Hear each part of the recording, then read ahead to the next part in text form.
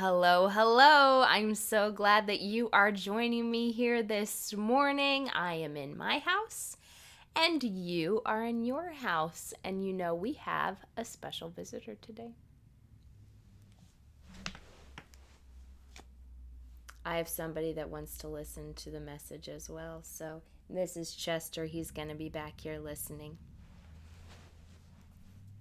All right, today we're going to do Daniel and the Lion's Den.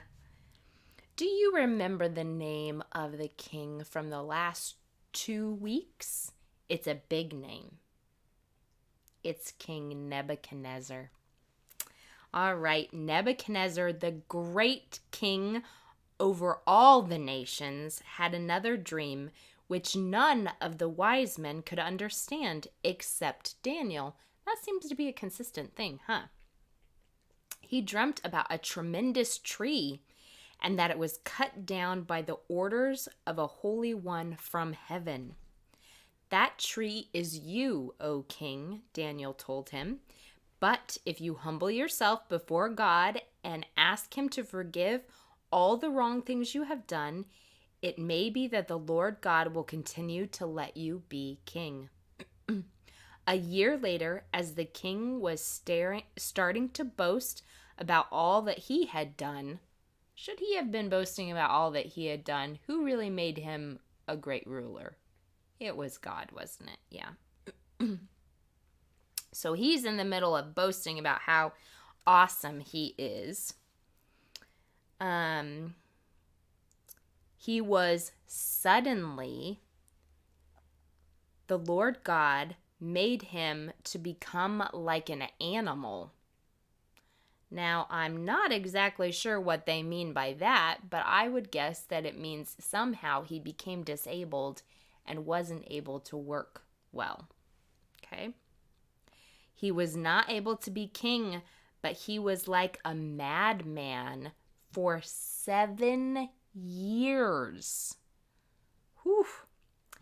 After that, God healed him, and he sat on his throne again and became an even greater king than he had been before.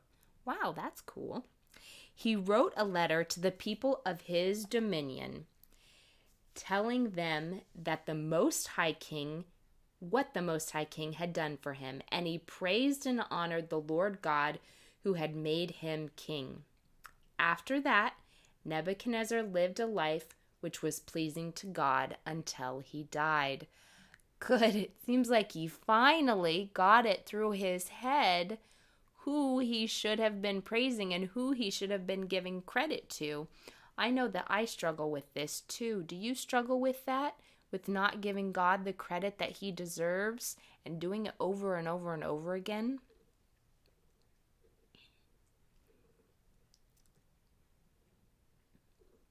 So after Nebuchadnezzar died, Belshazzar became king, but he did not have reverence for the Lord God as Nebuchadnezzar had done, nor did he count Daniel as one of his wise men. One day he made a great feast for all his nobles. He used the holy golden cups which had been brought from the Lord's house in Jerusalem. Oh, do you think that that was a good idea? To use the cups that have been designated for a holy ceremony to praise and worship God? I don't think that that was a wise choice at all. Then he praised the gods of gold and silver, bronze and iron and wood. Then Belshazzar was drinking wine and praising all his idol gods. A frightening thing happened. A hand appeared writing as if by itself on the wall. The laughing and joking of the banquet suddenly stopped. "Call my wise men and see what it means," the king cried. They came, but no one could tell him. The king's face became deadly white. What could it mean? The queen reminded Belshazzar that in Nebuchadnezzar's day Daniel had been his advisor. "Call Daniel," she said. So Daniel came. "I have heard that you are intelligent and can solve difficult problems. I will put a gold chain around your neck and make you third ruler in the land if you can tell me what that writing on the wall means." So here's a picture of Daniel here. "You may keep your gifts," Daniel replied. "You knew that the Most High God blessed your ancestors. You knew that Nebuchadnezzar found out that the God of heaven raises up kings and rulers over all this world, and now you are praising other gods and drinking out of the holy golden cups from the temple of God. You have not honored the God of glory." The meaning of the words are these: your reign as king is finished. You have not lived in a way pleasing to God, and your kingdom is given to the Medes and the Persians. That night, Darius the Mede came. The kingdom was overthrown, and Belshazzar was killed. Darius was king now, and Daniel became one of the 3 most important men in the king's court. Darius the Great found Daniel to be the wisest man in his kingdom and planned to set him over all the other rulers in the land. Daniel would be the most powerful man under the king. The other wise men did not like this. We've seen this before, haven't we? They were jealous. Daniel was a Jew. He came from another land. They tried to find out how they could get him in trouble. But Daniel did his work well. He was honest. He never broke any of the laws. He didn't do anything wrong. He served the king faithfully and well. "We must find some way to get rid of him," those wicked men said. Then they thought of an idea. "We know that he prays faithfully to his God," they said. "This is how we can catch him out." So they went to the king. "O King Darius, live forever. All your royal advisors have agreed that you should make a law. We thought that it would be good and right for you to make a law which says that if anyone prays to any god or man except you, O king, for 30 days, that he shall be thrown into the lion's den.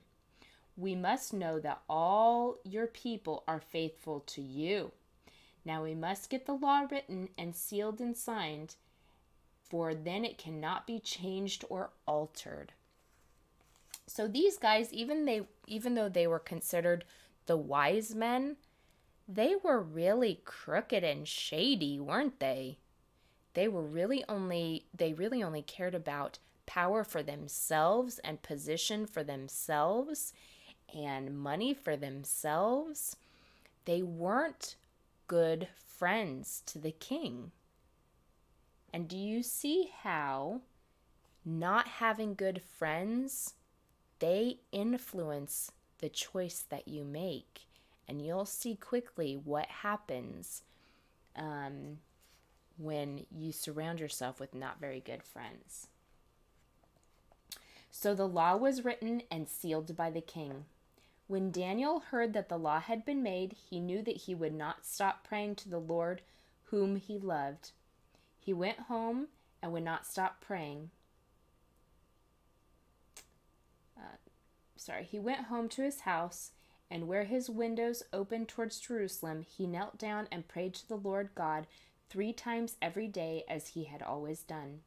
He thanked God for his goodness to him. He prayed that God would forgive his sins and the sins of his people, and he asked God that he might go home again one day to their own land and serve God there. The wise men were watching.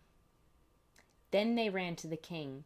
"Did you not make a law which said that anyone who asked or prays to any other god or person except you, O king, shall be thrown into the lion's den?" "This is true," said Darius, "and the law of the Medes and the Persians cannot be changed. We have found someone who pays no attention to you, O king, nor to your law.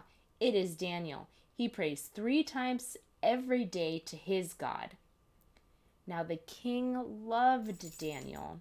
He was very sad when he realized what had happened, and he tried to think of ways in which to save Daniel. He was his best and most trusted servant. So you see how the king, surrounding himself with not good friends, they talked him into making this law, which then ended up really hurting what would be probably his closest friend. So that's why we really need to be careful who we surround ourselves with. "Remember, O king, these wicked men said that the law of the Medes and the Persians cannot be changed. You signed the law." What could the king do? He could find no way to save Daniel, his good servant. Daniel had to be thrown to the hungry lions. King Darius spoke to his friend Daniel. "May your God, whom you serve all the time, may he save you," he said in his distress. Then they took Daniel to the den where they kept the lions, pushed him in, and rolled the stone back into place, fastening it securely. King Darius could not eat his supper that night, nor did he want any music to be played. When he went to bed, he could not sleep for thinking about his good and faithful servant Daniel. He tossed and turned all night. As soon as it was light, he rose and hurried to the lion's den. "Daniel," he cried when he arrived, "has the God whom you served been able to save you from the lions?" What do you think happens? Then came a voice from the den. "O king, live forever. My God sent his angel to shut the lion's mouth. They have not hurt me because I have done nothing wrong in his sight, nor have I done anything wrong to you, O king." Oh, how happy Darius was. "Lift Daniel out of the den," he ordered. When Daniel was brought out, there was not a scratch or a bite to be found anywhere. That kind of reminds me of our story from last week with Shadrach, Meshach, and Abednego, that they didn't have any scorch marks, right? Daniel doesn't have any scratches or bites or anything on him. The lions immediately jumped forward. Okay, when Daniel was brought out, there were no scratches or bites to be found anywhere.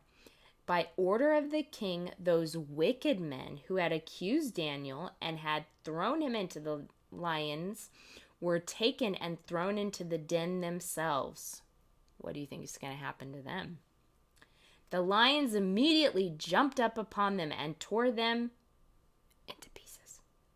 The lions, who did not want their supper, soon ate their breakfast. Then King Darius wrote to all the nations and the people of every language, "Peace be to you. I am writing to you to tell you to revere and serve the God of Daniel. He is the living God. His kingdom shall never be overthrown. He has saved Daniel from the lions. All my people shall worship the Lord God." So Daniel served the Lord his God and ruled in the empire under Darius the king. We see a consistent theme in these last few stories about how God is going to protect us and be faithful to his promises to protect us, right? Okay, so the verse for this one that I would like you to work on memorizing this week is from 2 Thessalonians 3:3. "But the Lord is faithful, and he will strengthen you and protect you from the evil one." So that is a promise right there to you, to me, and to all of his children. He is going to strengthen us, and he's going to protect us from any evil that will come our way. Again, that was 2 Thessalonians 3:3. Thank you so much for joining me. I hope that you have a great rest of your day, and we will see you soon. Bye-bye.